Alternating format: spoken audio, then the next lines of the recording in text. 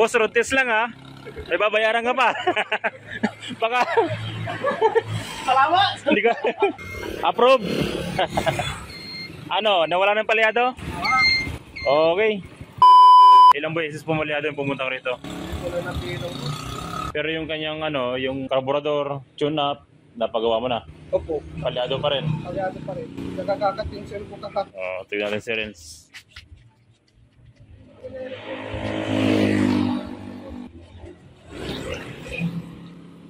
Itong motor ni boss mga katropa, palyado daw. Pina-tune up niya na, pinalinis yung carburetor, pero palyado. Anong nangyayari? Papabayad sa rin. Papakpet. Tapos bigla lang kumabag. Bigla mamamatay. O sige, tingnan natin dito. So ito mga katropa, karaniwang sakit ng STX.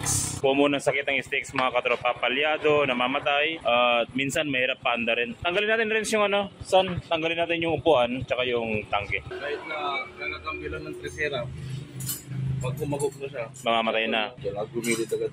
Pero primera, segunda, wala. Problema. Tresera tapos kwarto. So kung sakaling naka-encounter kayo ng ganitong klaseng problema mga katropa, yung tipong naglinis ka na ng carburetor, nag-tune up ka na, palyado pa rin. Yung iba mga katropa nagpapalit ng carburetor, nagpapalit ng stator, at minsan nagpapalit sila ng CDI. Pero ganun pa rin yung problema, palyado pa rin at namamatay pa rin yung makina. Kung sakaling ganito yung problema ng motor mo o yung motor ng iyong customer, dalawang bagay lang yung dapat mong gawin at sigurado 100% mga katropa, masosolve yung problema ng motor ng customer, mura na at iwas gastos pa.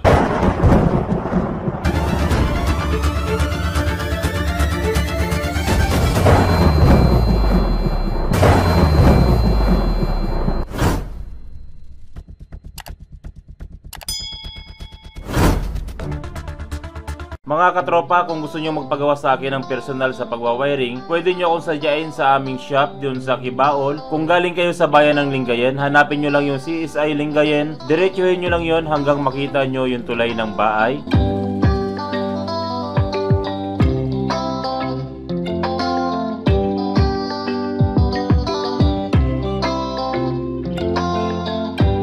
Ito na yung tulay ng bahay, lagpasan nyo lang yung tulay na ito. Pagbaba ng tulay, kumaliwa kayo.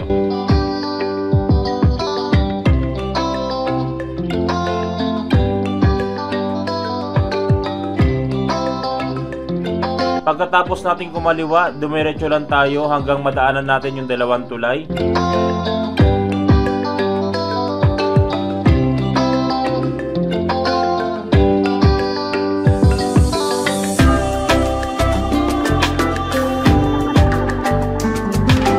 Pagkababa nyo sa tulay na ito, 50 meters na sa bandang kanan kami.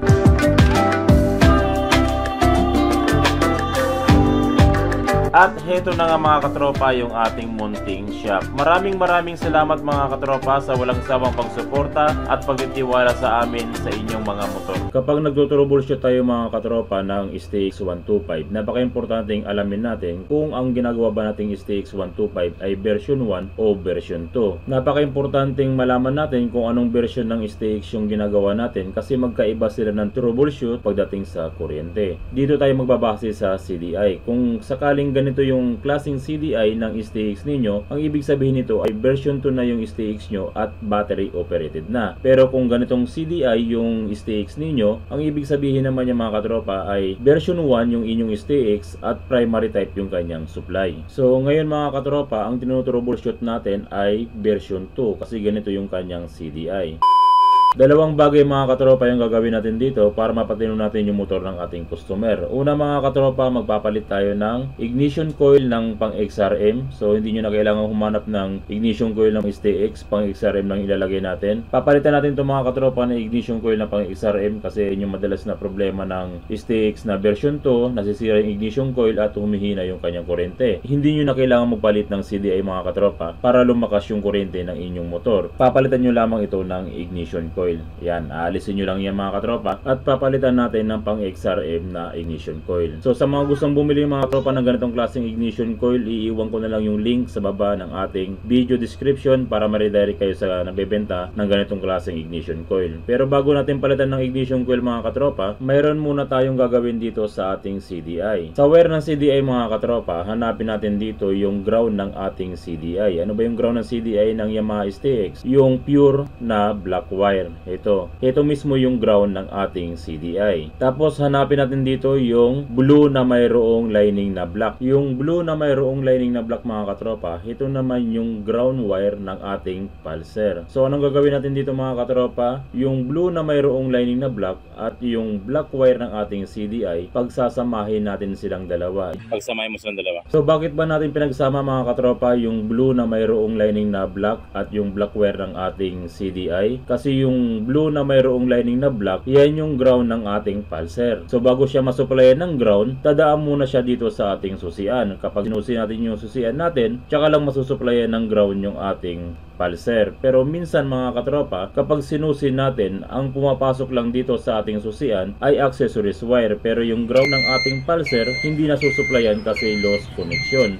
Yun yung madalas na nagiging problema ng ating susian. Kaya ang ginagawa natin, nirerekta na lang natin yung blue na mayroong lining na black doon sa black wire para masuplayan siya ng direct na ground. So ayun yung rason natin mga katropa, kaya pinagsama natin yung black wire at yung blue na mayroong lining na black para direct na yung ground ng ating pulser at hindi na siya dumaan sa susian. Ganito lang yung gagawin natin. Pagkatapos nating ma-direct yung dalawang wire na yan mga katropa, ang next natin yung ignition coil ng XRM. Pero i-tape natin yung mga katropa, wag nating hayaang naka-expose. Yung ignition coil ng XRM natin mga katropa, papalitan natin yung ignition coil ng luma ng STX. So ito yung papalit natin. Ito yung pinakamagandang ipalit, yung pang XRM. Pero pwede rin kayong gumamit ng ibang ignition coil mga katropa, pero pinakatabi sa STX yung ignition coil ng pang XRM. So ito yung ignition coil ng XRM mga katropa. Pinutol ko yung wire ng ignition coil ng STX tapos hininang ko dito.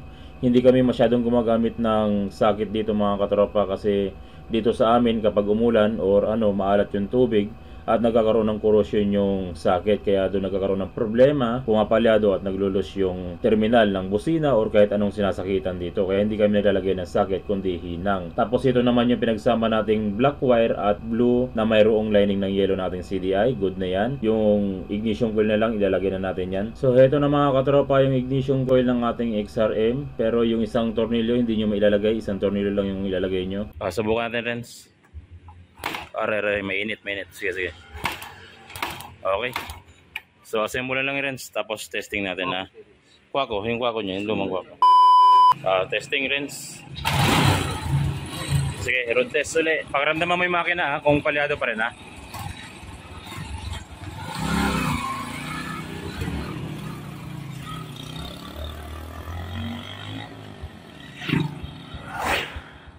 Dire-diretso na boss ha. Hindi ka tulad kanina, unang andar niya. Napansin mo, pumusok na pumalyado na try natin yung resulta pag Pag i-road test mo rin, ha? I-road test mo muna bago ka para masubukan mo rin.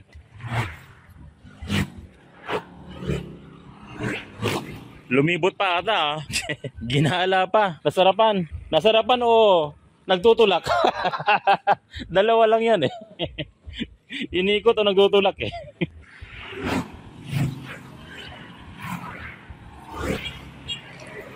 Boss, baka inikot ng bahay.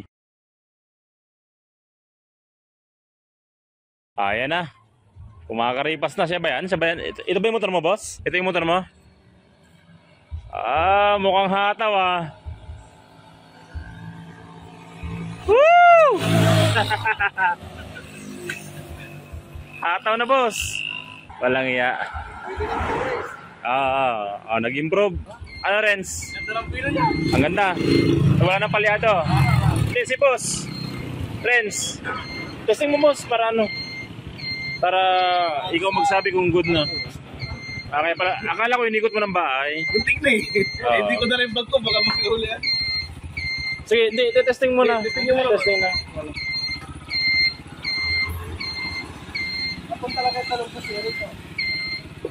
Kamusta yung andar niya, Renz? Okay, nagbago. Condition pa yung makina nila.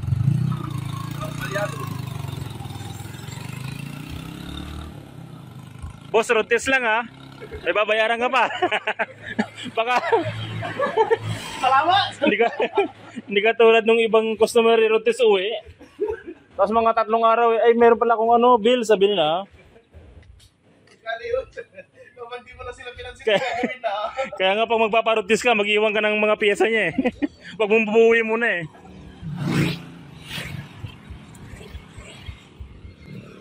Approve. Ano, nawala ng palyado? Okay.